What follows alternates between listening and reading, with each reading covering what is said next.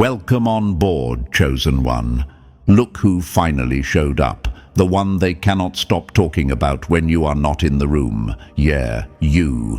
The one whose name gets passed around in low voices like a warning label, like a problem nobody volunteered to solve, like a file that was opened, stared at, then quietly closed because no one knew what to do next. They said things about you. Oh, they said plenty. They said, don't engage. They said, watch from a distance. They said, that one thinks too much. They laughed first, then they stopped laughing. Then they started whispering. Funny how that works. You know the pain point already. You felt it before you ever had words for it. Being underestimated, being dismissed, being treated like you were slow, late, behind, or lucky instead of sharp, intentional, and dangerous in the quiet way. They talked down to you like you were supposed to bow, like you were supposed to shrink, like the legend needed to lower their head so everyone else could feel tall for 5 minutes. And look who is nervous now. Because something changed, not loudly, not with applause. It happened in silence, in rooms you weren't even in conversations that froze the moment your name came up, in the sudden shift where people stopped challenging you directly and started working around you instead. That is not imagination. That is a pattern. They live in a world where everything must be categorized, controlled, and conquered. Labels make them feel safe. Systems make them feel powerful. Predictability makes them sleep at night. And then there is you. No label sticks, no box holds, no rule applies for long. That is what scares them. They started noticing how you listen more than you speak, how you let people talk themselves into corners, how you remember details they forgot they revealed, how you do not rush to prove anything because you already know. You always knew. You learned early that the loudest person in the room is usually the weakest one. They noticed how arguments around you feel different, how people hesitate, how jokes dry up, how confidence drains out of the room like someone pulled a plug. They noticed how their usual tricks do not work on you. No guilt hook, no fear tactic, no pressure move. And behind closed doors, they say it out loud. Don't engage with that one. They're dangerous. They're too smart. Before this goes any further, press like and subscribe, not as a favor, as payment, as a way of feeding this signal back into the universe so this message reaches the people who need it next. Because this is bigger than motivation. This is recognition. Back to the truth they are choking on. You were never playing the same game. While they were competing for attention, you were studying behavior. While they were chasing validation, you were building leverage. While they were reacting emotionally, you were collecting patterns. That is why their wins felt loud and empty, and your silence felt heavy and final. Think back. There were moments you walked away without explaining yourself, moments you let them think they won, moments you stayed calm when chaos was expected. They mocked that. They called it weakness. They said you folded. What they did not realize is that every retreat sharpened you. Every insult taught you exactly where they were fragile. Every lie showed you how their minds worked. You were not absent. You were gathering. This is where the atmosphere shifts. This is the silence after the storm. This is the part where the battlefield looks empty, but everyone knows something irreversible already happened. They feel it. That is why their behavior changed. That is why their confidence looks forced now. That is why they watch you instead of confronting you. They know you see through them. There is a story people like you share, even if they never talk about it. At some point, you realize that power does not announce itself. It waits. It lets others expose themselves. It lets the loud burn out. Then it steps forward, when there is nothing left to argue. That moment already passed for you. The universe has a strange way of rewarding restraint and punishing arrogance. You did not need revenge. You did not need to dominate. You simply became undeniable, and now they are stuck with the result of underestimating someone who was quietly 10 steps ahead the whole time. They whisper now because speaking loudly would confirm their fear. They avoid engagement because they know one clean move from you would collapse the entire illusion they built around themselves. They sense that if they push, you will not react emotionally. You will end it logically.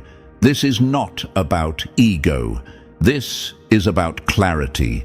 You are standing in the aftermath, not the build-up. The victory already happened. The shift already locked in.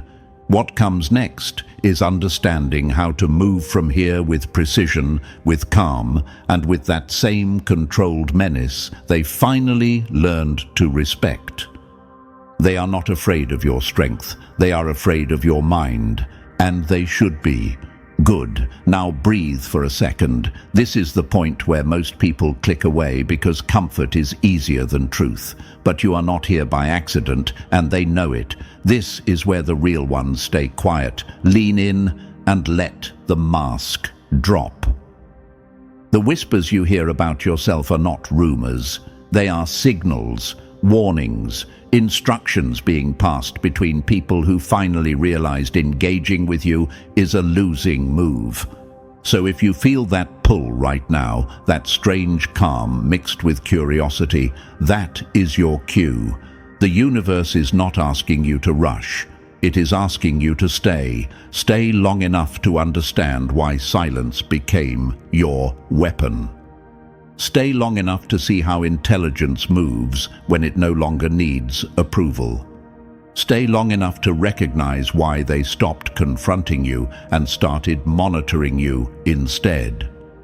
If you are really that person they warn others about, prove it in the smallest but loudest way. Drop 777 in the comments, not for luck, not for superstition, as a signal. A marker that says you are still here, still watching, still calculating, that you are ready to see how this plays out step by step. Because from here on, this stops being entertainment and starts becoming instruction. And trust this, if they already think you are dangerously smart, what comes next will explain exactly why. Now, let's move forward. Number 1. The kind of intelligence that makes them back away slowly. They couldn't beat you, so they tried to measure you. When that failed, they told each other not to touch you. That line hits because it is exactly what happened. Let's stop pretending this is normal intelligence we're talking about. This is not school smart, resume smart, certificate on the wall smart. That kind of intelligence is safe. It behaves. It follows instructions. It raises its hand and waits to be called on. They love that kind because it can be ranked, graded, compared, and controlled. You were never that. From the beginning, you were the kind of smart that made people uncomfortable without knowing why. You did not talk much, but when you did, rooms shifted. You did not rush to answer, but your answers landed heavy. You did not chase approval, and that alone broke their sense of order. People like systems, people like rules, people like knowing who is above them and who is below them. And then you walked in and quietly ruined the entire map. Here's the part that messes with them the most. Your intelligence does not show up on command. It does not perform when asked. It does not flex for applause. It watches, it listens, it waits. It lets people reveal themselves. And once you see a pattern, you never unsee it. You start predicting behavior. You start anticipating reactions. You start knowing outcomes before others even realize a game is happening. They feel that. That is why conversations around you get strange. That is why people over-explain themselves. That is why jokes suddenly feel forced. That is why confident personalities turn stiff and careful. They sense they are being read, even when you say nothing. And the scariest part for them is this: you are not trying to intimidate anyone. You are just being yourself. They ask themselves questions they will never ask out loud. How do they know that? Why did they pause there? Did they catch that? Yes, you did. This is not the intelligence of memorization. This is pattern intelligence, situational intelligence, psychological intelligence, the kind that sees how people move when they think no one is watching. The kind that understands power is not about volume, it is about timing. The kind that knows when silence is louder than any argument. They tried to test you at first, threw little challenges your way, subtle digs, passive comments, small traps disguised as jokes, and every time you either stepped around them or let them fall into their own mess. That confused them. You did not react the way their playbook expected. You did not escalate emotionally. You did not defend your ego. You watched them expose themselves. That is when the whispers started. Don't engage. They're not normal. Something's off. What they mean is simple. You cannot be baited. You cannot be rushed. You cannot be manipulated the usual way. You see the strings, you see the setup, you see the ending, and once people realize that, direct confrontation feels dangerous. Let's answer the question forming in your mind right now. Why does it feel lonely sometimes? Why does it feel like you are always slightly out of sync with people around you? Because intelligence like yours separates before it elevates. When you see deeper, you cannot pretend anymore. You cannot unsee motives. You cannot laugh at things that no longer make sense. You cannot play dumb to make others comfortable forever. And you paid for that, in isolation, in misunderstanding, in being labeled too much or too quiet or hard to read. They tried to shrink you with words because they could not reach you with logic. Here's the twist they did not expect. Your silence did not weaken you. It sharpened you. Every moment you spent observing instead of reacting turned into leverage. Every time you walked away instead of arguing, you learned something about them. Every time you stayed calm while they were emotional, you gained ground. You became the one variable they could not predict. And in systems built on control, unpredictability is power. Think of it like this. They brought rulers to measure a shadow. They brought formulas to explain instinct. They brought checklists to understand intuition. And every time, the numbers failed them. That is when fear replaces confidence. That is when people stop engaging and start avoiding. You are not dangerous because you are aggressive. You are dangerous because you are precise. You do not waste moves. You do not speak without purpose. When you act, it is clean, final, thought through. That is why even your stillness feels heavy to them. It carries intent. And no, you are not imagining the shift. You are not overthinking the change in how they treat you. You are not wrong for feeling like something already ended before anyone announced it. You are standing in the after effect. The moment where people realize they underestimated someone who was quietly 10 steps ahead.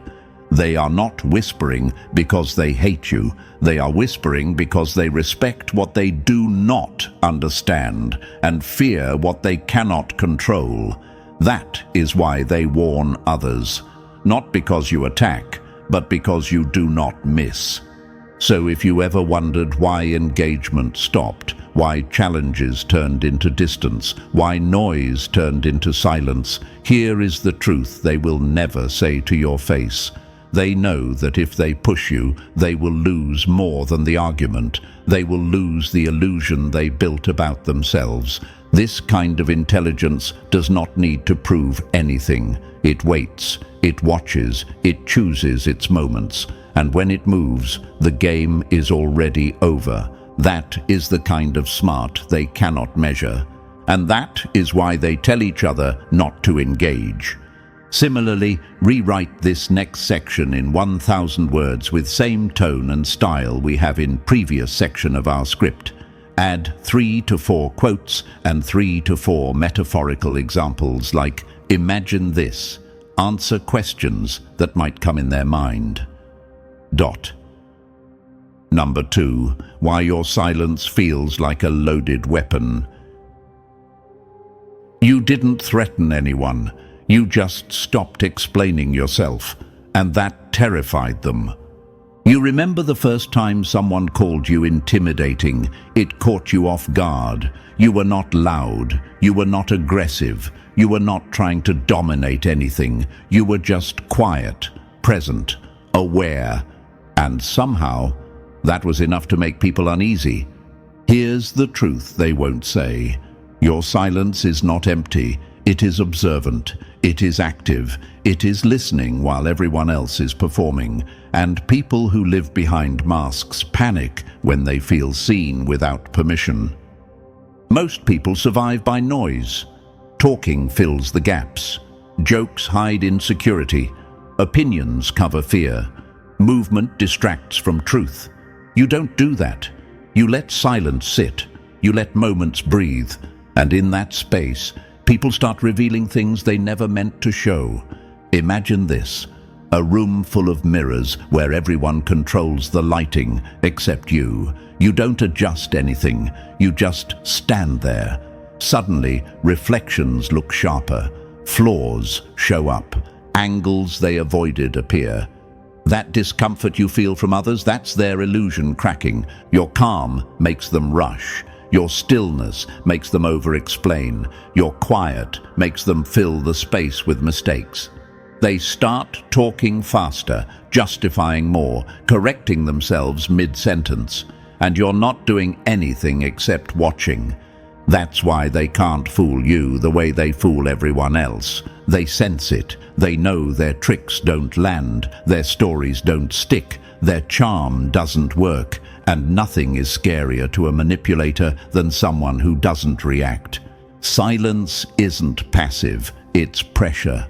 You might wonder if you should speak more, soften yourself, make others comfortable. No, the universe sharpened your awareness for a reason. Your silence filters truth from performance. It exposes without attacking. It dismantles without force. That's why they call you intimidating, not because you're dangerous, but because around you they can't hide. Number 3, when your mind breaks their safe little world. They don't call you smart as a compliment, they say it like a warning. You've heard it wrapped in fake concern, soft voice, tilted head. That one's too smart for their own good.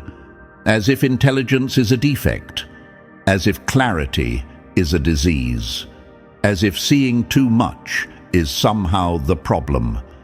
What they really mean is simple and ugly. Your mind disrupts their comfort. Your awareness messes with their control. Your clarity collapses the little games they depend on to stay on top. You don't play along, not because you're difficult, but because you can see the strings. And once you see them, you can't pretend you don't. Imagine a magician doing the same trick for years, feeding off applause, confidence growing every time. Then one day, someone in the audience quietly notices the wire, doesn't shout, doesn't expose him, just watches. That magician will never perform the same again. That's what your presence does to systems built on illusion. If everyone saw what you see, their entire setup would fall apart. the hierarchy, the narratives, the fake authority, the manipulation disguised as leadership. So instead of fixing themselves, they try to rebrand you as the issue. They frame your brilliance as arrogance, your questions as negativity, your silence as attitude. People don't fear intelligence. They fear losing control because of it. They want thinkers who stay obedient, smart people who don't look too closely, sharp minds that stop short of dangerous conclusions. You didn't stop. You kept going. You followed the logic all the way through, and now you're standing in a place they can't reach without losing their balance. You might ask yourself why they seem tense around you, why advice turns into warnings, why praise feels backhanded. It's because you are proof that their system is fragile. One clear mind threatens a room full of comfortable lies. So they label you, they caution others, they whisper like you're a hazard sign, not because you're wrong, but because you're awake. Number 4. The kind of intelligence that doesn't ask to enter the room. You don't argue to win. You don't explain to be accepted. And that's exactly why they can't touch you. This is where their frustration turns into obsession. You don't debate to dominate people. You don't explain yourself to feel important. You don't jump into conversations just to prove you belong. You engage only when there is value, and when there isn't, you disappear without apology. That restraint drives them insane. They're used to smart people who need something: applause, validation, recognition, a nod from the crowd. Those people are easy to manage. Compliment them and they soften. Challenge them and they overreact. Ignore them and they spiral. You don't move like that. You don't chase reactions. You don't beg for acknowledgement. You don't need permission to exist at your level. Imagine this: a room full of people shouting to be heard, and one person sitting calmly, saying nothing. Who do you think everyone starts watching? Silence that doesn't seek attention becomes gravity. That's you. And gravity makes systems nervous because it pulls things out of alignment. Your independence makes you immune to flattery. Compliments slide off because you already know who you are. Ego traps don't work because you don't need to win socially. Manipulation fails because you don't rely on their approval to move forward. You don't need the door opened. You were never asking to come in. Power panics when it can't bargain with you.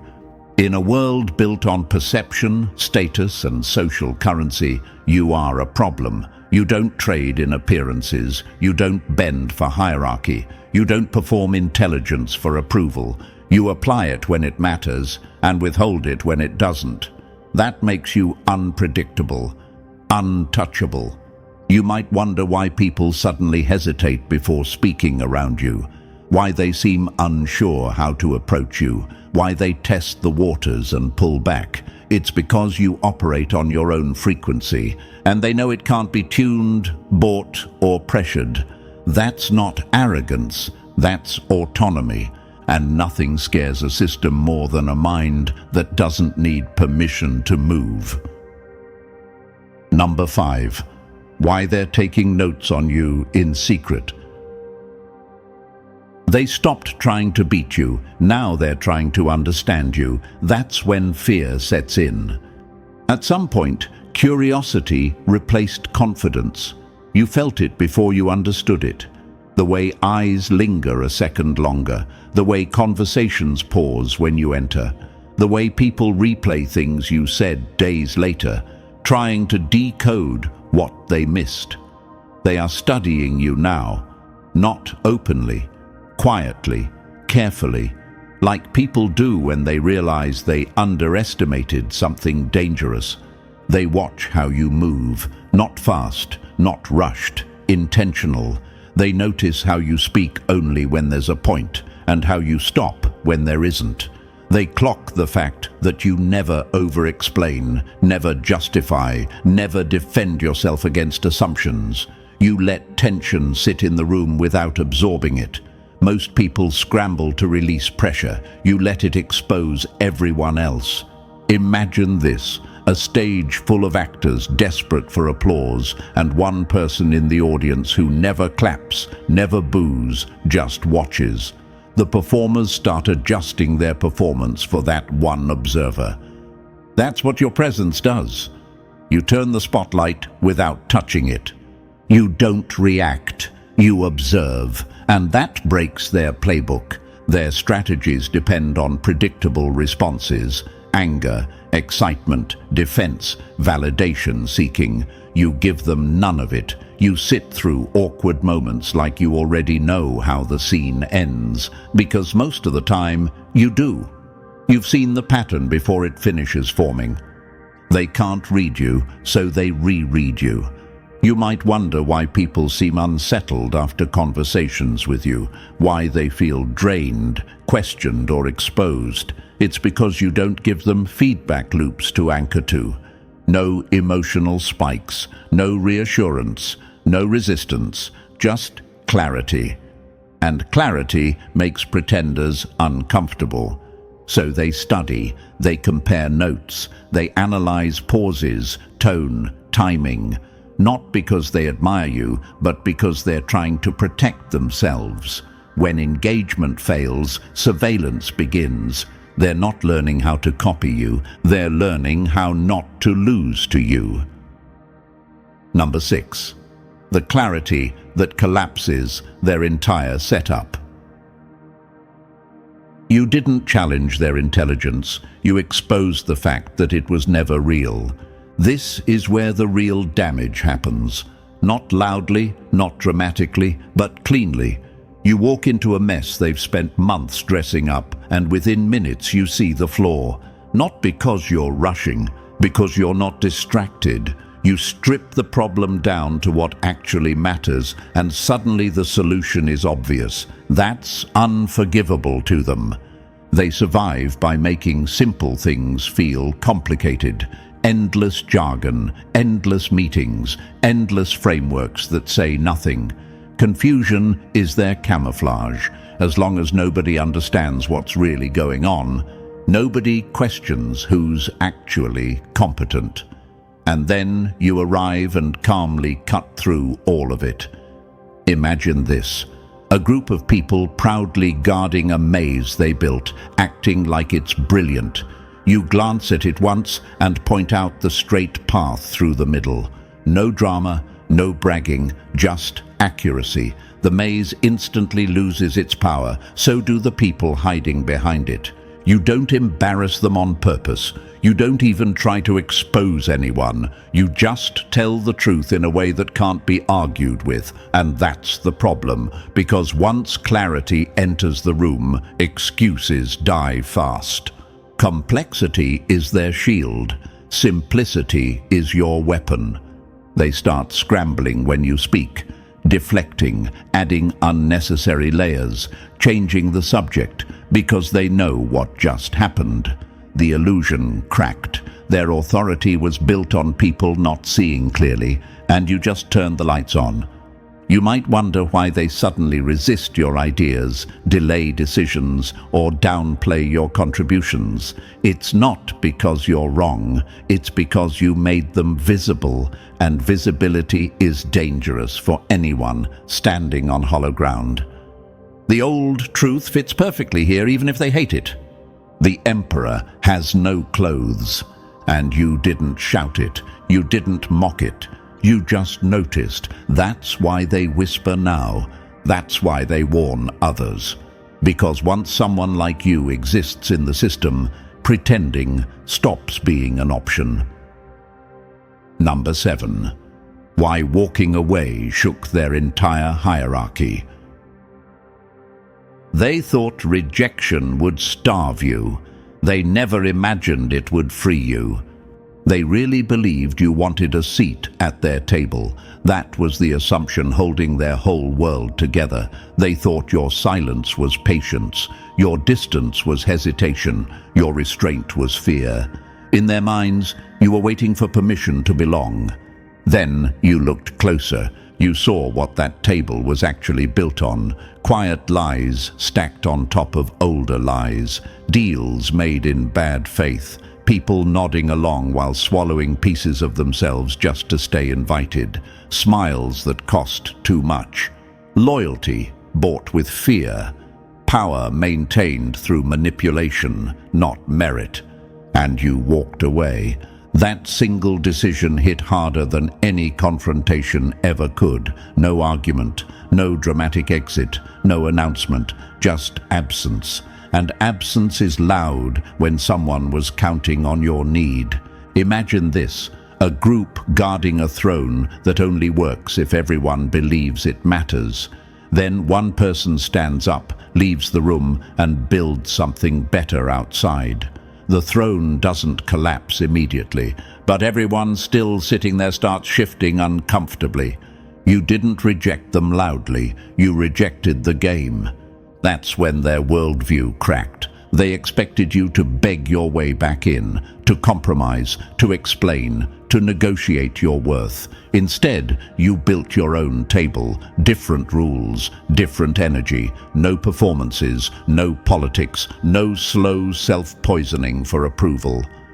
Nothing insults a fragile system more than someone who thrives without it. You might wonder why they suddenly seem bitter, dismissive, or oddly fixated on you. It's because your independence exposed a truth they can't escape. That their table was never exclusive. It was just crowded with people too afraid to leave. When they saw you standing steady without them, something broke.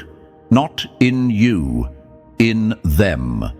Because your existence proves that power doesn't come from permission, it comes from clarity and the courage to walk away. And once someone does that, the table never feels the same again. Number 8. Why they built cages instead of trying to beat you. They couldn't lower your intelligence, so they lowered the ceiling. This is the move they always make when outmatched. When they realize they can't make you smaller, they redesign the environment. They shift the rules. They change what gets rewarded. Suddenly, thinking deeply is called difficult. Asking questions is labeled negative. Seeing too far ahead becomes overcomplicating. That's not culture. That's containment. They build spaces where intelligence becomes a liability, where compliance gets applause, where repeating safe ideas gets promoted, where mediocrity feels comfortable because nobody gets exposed. In those systems, independent thought is dangerous, not because it's wrong, but because it reveals how shallow everything else is. Imagine this, a room with low ceilings where everyone learns to hunch just to survive. Then someone like you walks in and stands straight.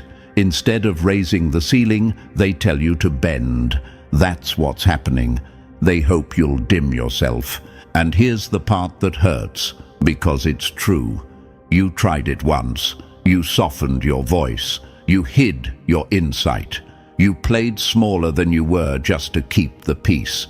You told yourself it was maturity, teamwork, survival. It nearly destroyed you. Shrinking doesn't make you safer, it makes you disappear. You felt it in your body before you admitted it in your mind.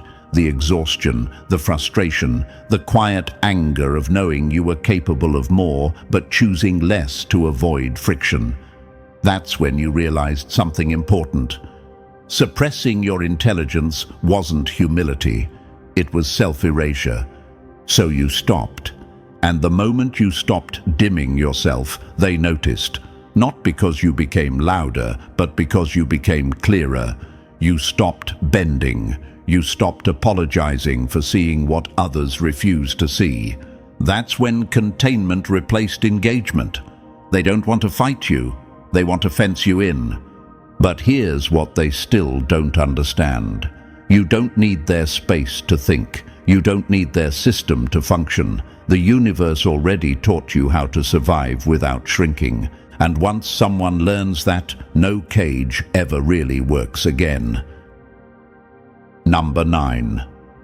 The mirror. They can't look into for too long. They don't see confidence, they see acceleration, and they know they can't keep up. When they look at you, they don't see arrogance, they don't see ego, they don't even see talent in the way they're used to measuring it. What they see is something far more unsettling. Someone who processes information faster than they can twist it. Someone who spots the flaw while they're still setting the trap. That terrifies them. They see a mind that doesn't get stuck defending old beliefs. You don't cling to being right. You adjust, you update, you learn in real time. While they're busy protecting their image, you're absorbing reality. And that gap widens every time you stay calm and keep moving. Imagine this. Two people in a race. One memorized the map years ago and refuses to look again. The other keeps checking the terrain, adjusting pace, changing routes. Guess who wins when the road changes? That's you. You don't need certainty. You need feedback. They see someone who asks the questions they hoped would never be asked. Not loudly, not aggressively, casually, at the worst possible moment. Questions that expose gaps, assumptions, shortcuts, lies dressed up as tradition. And once those questions exist, the system starts shaking. You don't break systems by attacking them, you break them by understanding them. Here's the truth you may not have fully owned yet. You're not better at everything. You don't need to be. You're better at learning. You adapt faster. You recover faster. You notice patterns faster, and every cycle makes you harder to predict. They hate that because learning can't be controlled. Titles expire, authority fades, experience gets outdated, but someone who learns never stops getting stronger. Every failure becomes data. Every mistake becomes leverage. Every quiet moment becomes an upgrade. So when they look at you, they don't see a rival they can defeat once. They see a trajectory they can't interrupt. Someone who will outgrow every box they try to place around them. That's why the stares linger. That's why the whispers sharpen.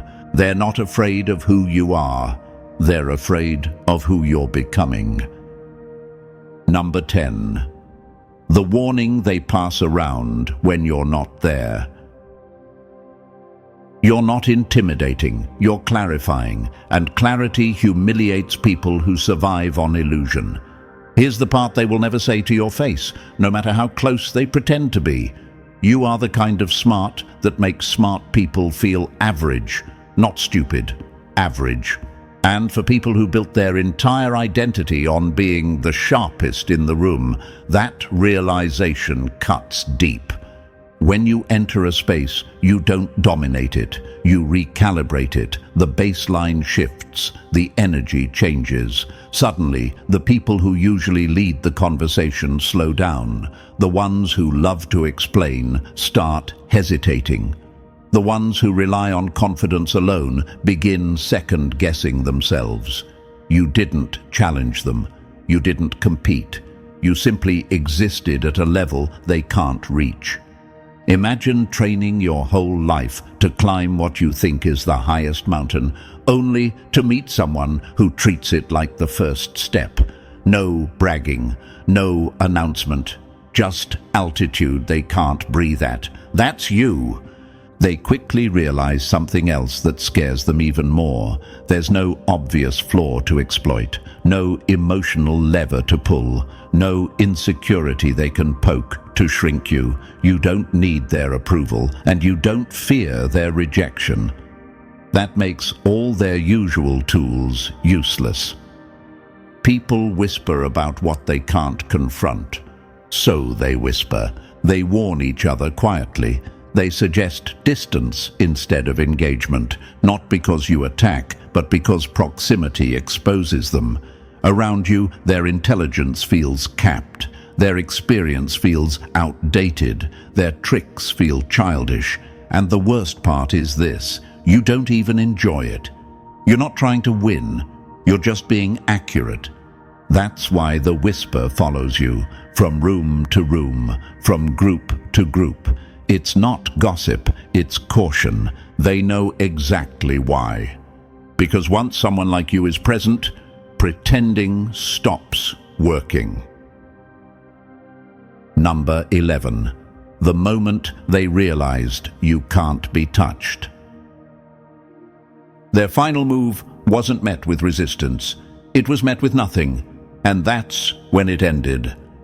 There is always a moment like this. It doesn't look dramatic. No shouting, no explosion, no public defeat. It happens quietly, almost politely. Their last attempt, the final push. The comment meant to provoke.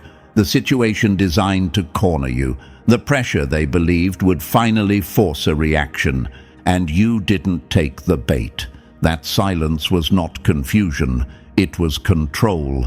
They expected escalation, anger, defense, an emotional misstep they could exploit. Instead, they got an eerie calm.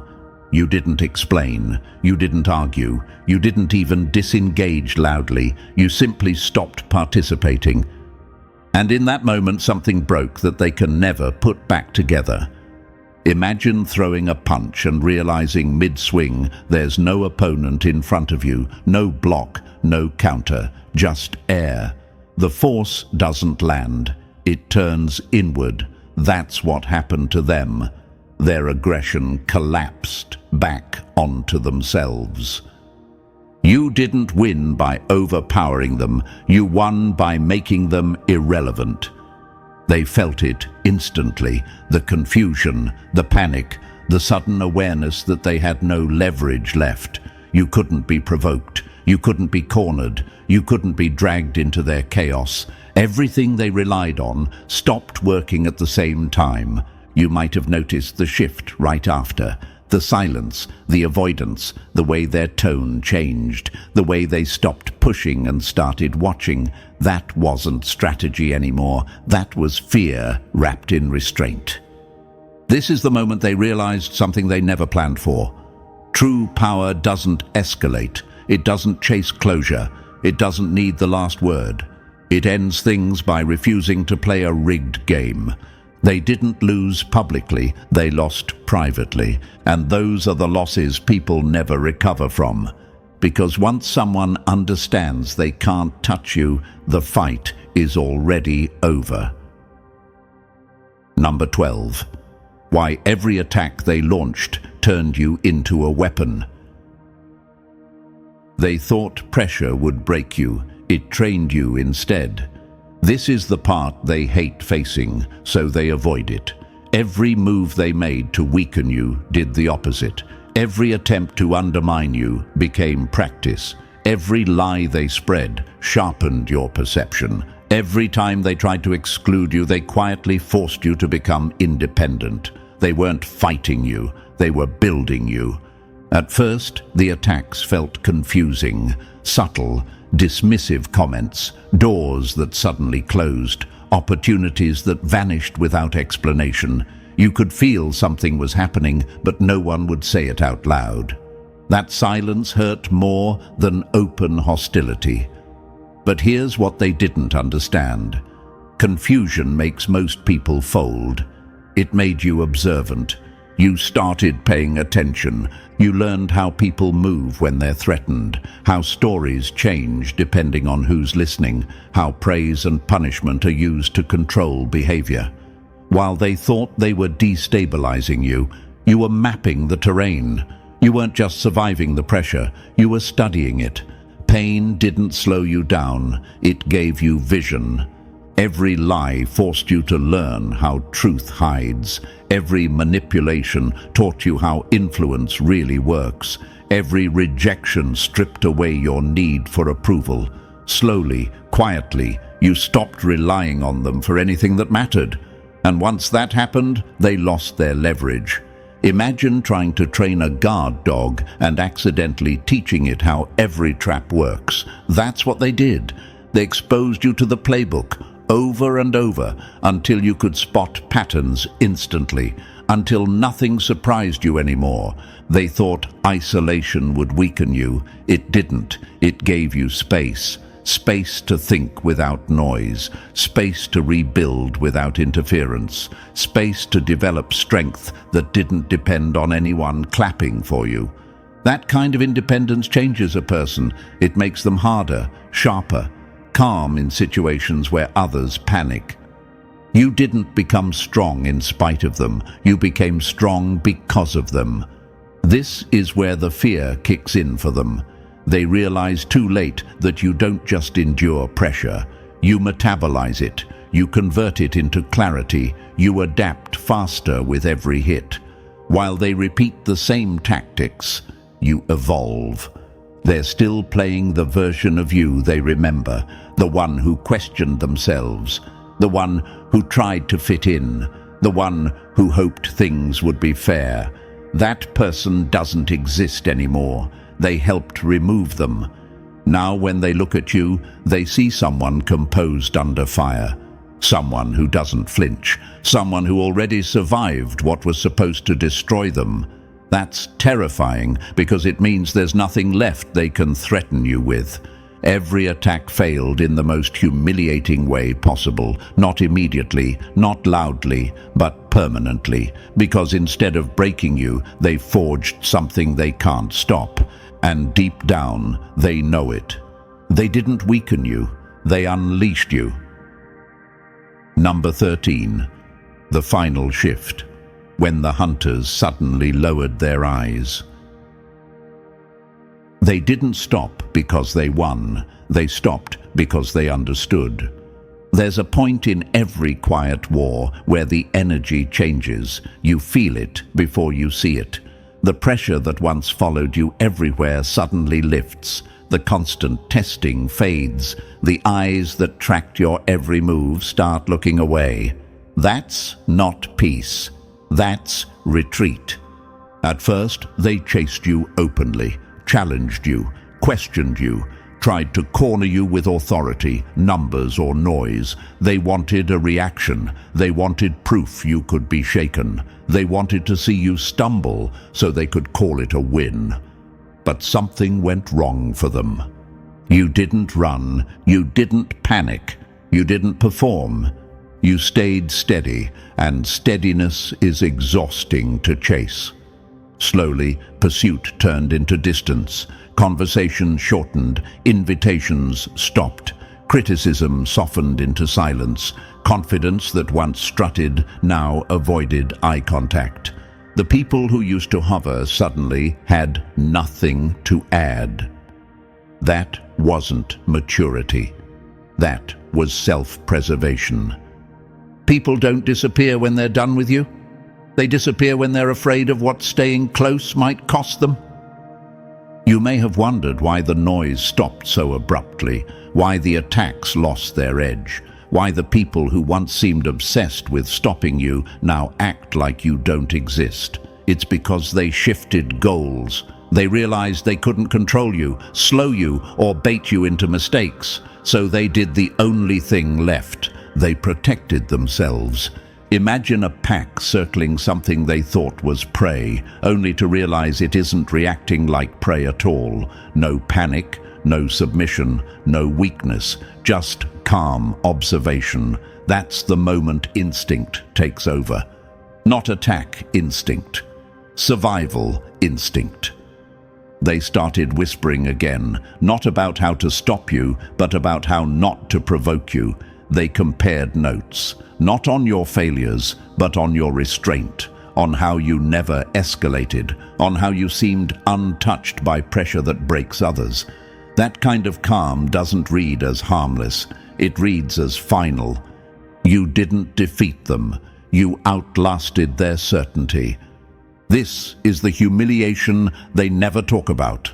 Losing without a scene, retreating without excuses, watching someone they underestimated continue forward while they quietly step out of the way. There's no public apology, no admission, just absence. And absence, in this case, is surrender. They don't chase anymore because chasing would require courage, and courage disappears when you realize the other side already won by not playing. So now they keep their distance, they lower their voices, they pretend they were never invested. But you know the truth. The shift happened because they saw the end coming, and rather than face it head-on, they chose to hide from it. That's not your problem. That's your proof. Number 14. The last truth they'll never say out loud. You weren't protected. You weren't lucky. You were unavoidable. This is where the story ends for them, even if they pretend it doesn't. This is the truth they will never admit, not in public, not in private, not even to themselves when the room is quiet. What happened to you wasn't chance. It wasn't timing. It wasn't help from the right people or mercy from the right system.